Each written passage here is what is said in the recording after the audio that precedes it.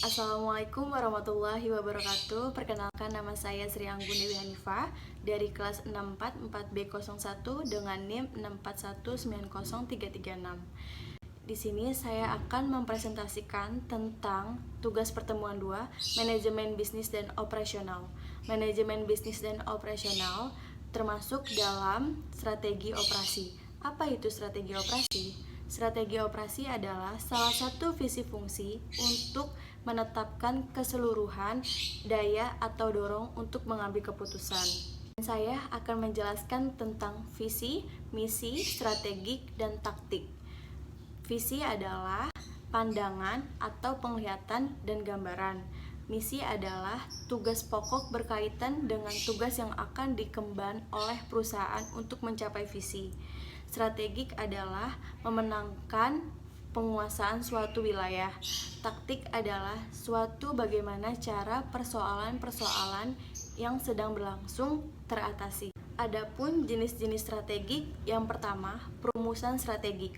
Kegiatan diarahkan untuk mempelajari lingkungan perusahaan, baik lingkungan dalam ataupun luar. Yang kedua, implementasi strategik. Distribusikan ke masing-masing departemen dalam perusahaan bagaimana mewujudkan cita-cita. Yang ketiga, penilaian strategik. Untuk melihat dan membandingkan apakah pencapaian yang diperoleh sesuai dengan strategik atau tidak. Dan adapun manfaat strategik bagi perusahaan. Perusahaan dipecah belah menjadi lingkungan luar dan lingkungan dalam. Yang pertama, untuk lingkungan luar, perusahaan konsumen atau pasar. Yang kedua, perubahan politik. Yang ketiga, perubahan demokrasi. Sedangkan perusahaan lingkungan dalam, yang pertama, perubahan penjualan produk yang dijual.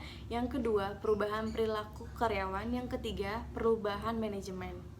Dan strategi dalam operasi, yang pertama, rancangan product design. Yang kedua, rancangan kualitas produk, quality design. Yang ketiga, rancangan pengelolaan, proses desain.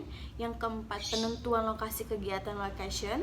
Yang kelima, rancangan tata letak, layout design. Ada pun 3 cara meningkatkan daya saing perusahaan.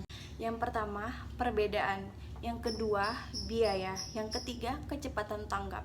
Dan adapun tampilan produk, biaya, dan kecepatan. Yang pertama, differentiation product.